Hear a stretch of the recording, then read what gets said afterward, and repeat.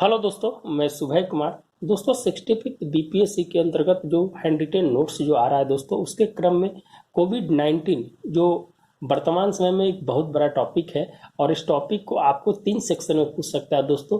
First आपका है जो साइंस एंड टेक्नोलॉजी, दूसरा है जो इकोनॉमिक, तीसरा है जो आपका करंट अफेयर्स। तो उसी के तरह से बनाया गया है दोस्तों कि आपको मेंस में जो लिखने के लिए जो आ सकता है, इससे अधिनियम क्या है, इसके अर्थव्यवस्था पर क्या प्रभाव पड़ेगा, भारत सरकार ने इसके साथ क्या है जो उपाय किए हैं, सार्क जो सबमिट कराया गया था वर्चुअल सबमिट वीडियो कॉन्फ्रेंसिंग के जरिए, उसमें है जो क्या बोला गया, फिर है जो वर्तमान में भारत की क्या स्थिति है, आंकड़े आपके हैं जो आंकड़े तो वर्तमान में जो चल रहे हैं दोस्तों, आप उसको उससे भली भाग बातें जानते हैं, लेकिन हम थोड़ा सा दोस्तों इस पे विस्तृत रूप से थोड़ी सी चर्चा करेंगे दोस्तों।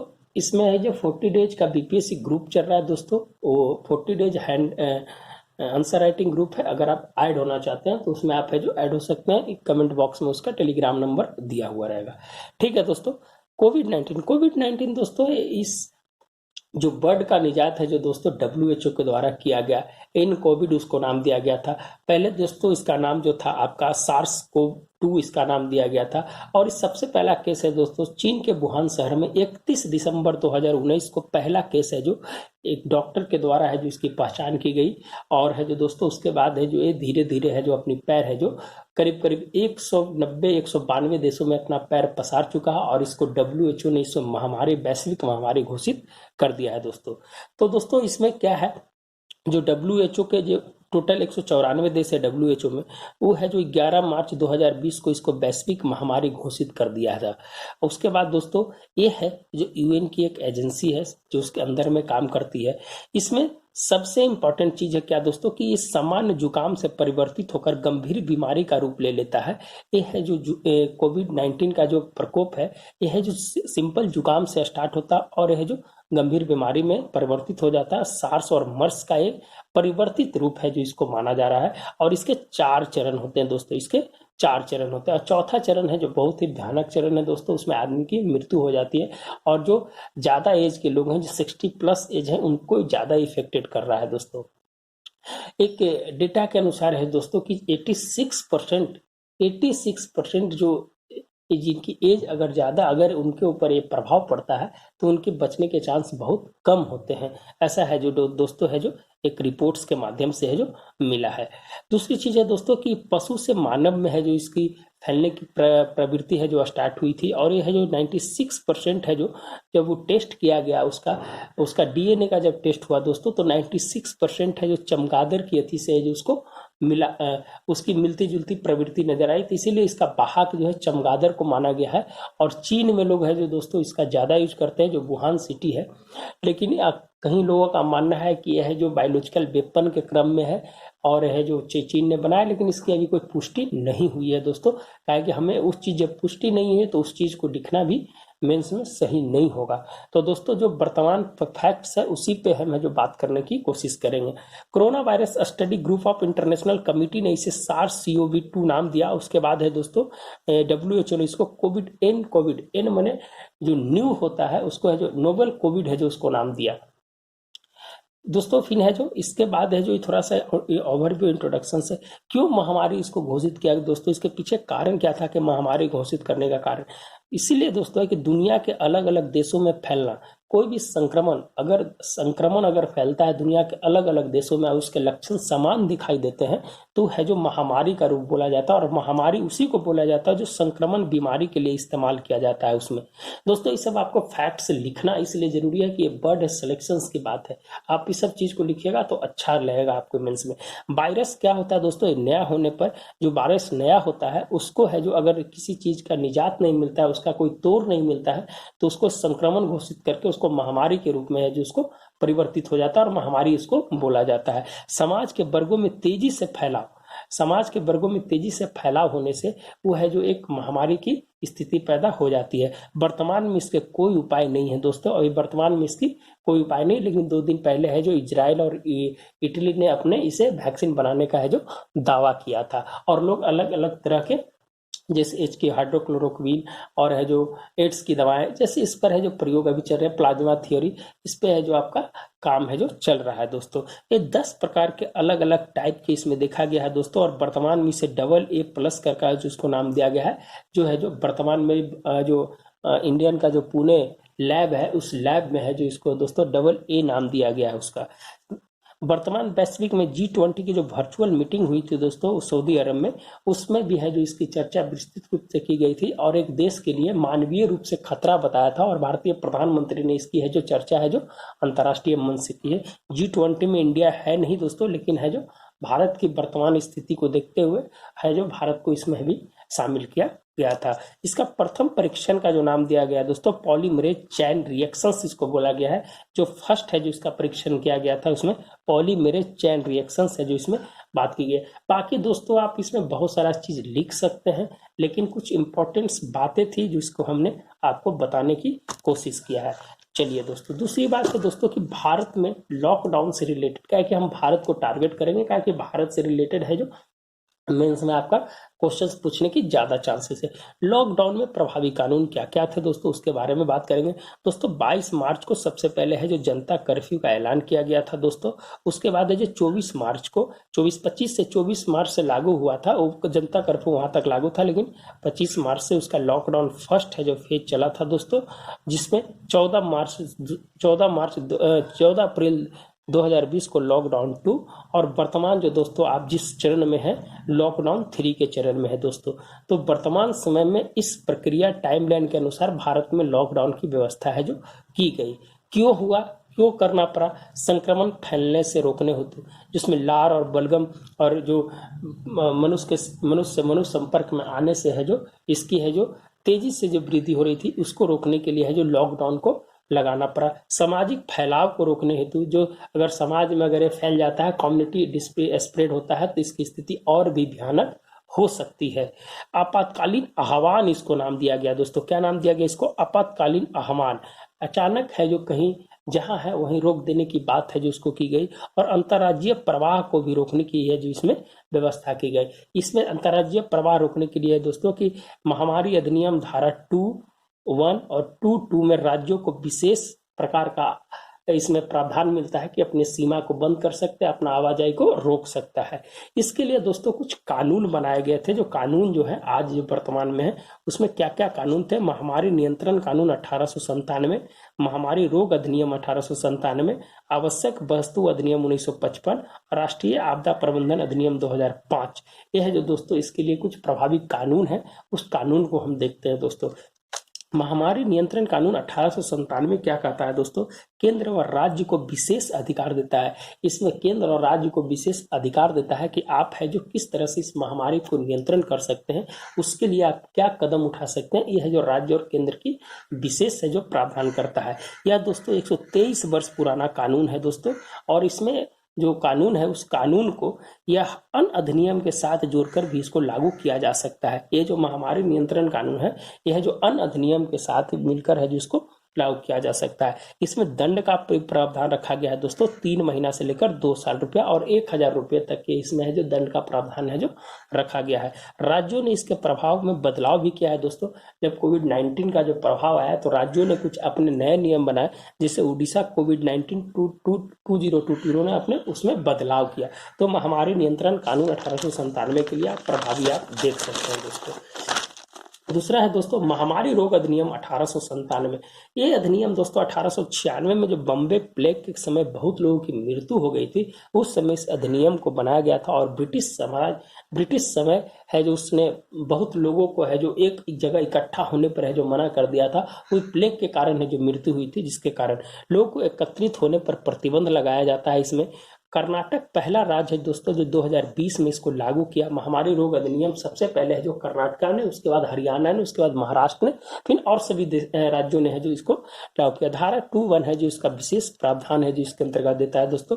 धारा 2(2) के अंतर्गत इस सीमा को सील कर सकती है, रोक सकती है, अपने सीमा के अंदर आने के लिए दाखिला नहीं कर सकती है। तो कुछ ऐसे कानून है, इसके बारे में आप है जो चर्चा कर सकते हैं मेंस के अंदर में। आवश्यकता वस्तु अधिनियम 1955। ये दोस्तों 1 अप्रैल 1955 को ये अधिनियम को अधिनियमित किया गया था।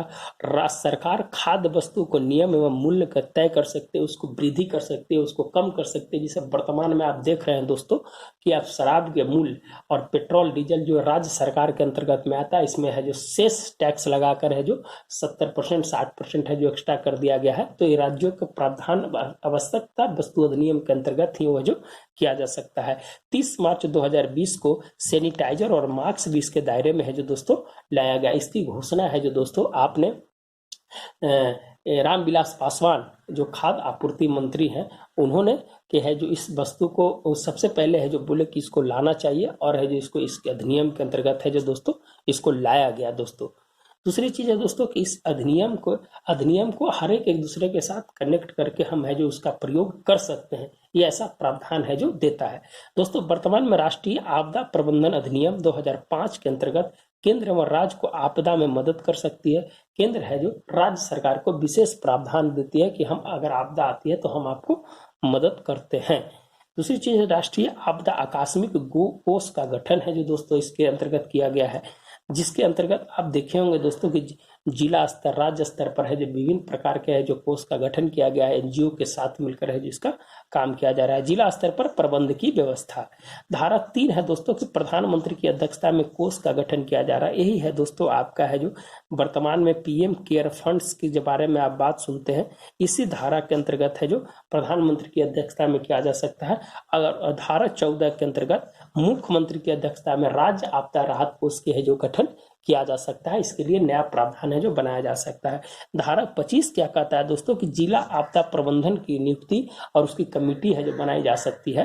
और धारा 42 है दोस्तों कि आपदा प्रबंधन के लिए अनुसंधान एवं प्रशिक्षण की व्यवस्था है जो उसके लिए है जो नया कर सकती है, उसके लिए नया फंड को है जो बना सकती है। तो कुछ धारा का यूज आप जरूर कीजिएगा दोस्तों जब मेंस आप लिख रहे होंगे, क्या कि यही है जो आपका मानक रहेगा और आपको नंबर बढ़ाने में बहुत सहयोग करेगा। अब इसके प्रभाव क्या क्या है दोस्तों? प्रभाव इसके हैं दोस्तों कि जीडीपी एवं पूंजी निर्माण जो है उसकी स्थिति बहुत अभी वर्तमान स्थिति में देख रहे हैं 4.5% जीडीपी का आकार आप है जो देख रहे हैं दोस्तों जो हो गया है 4.5% है जो ग्रोथ रेट है और सीएसओ के अनुसार है जो उसकी है जो डेटा है जो।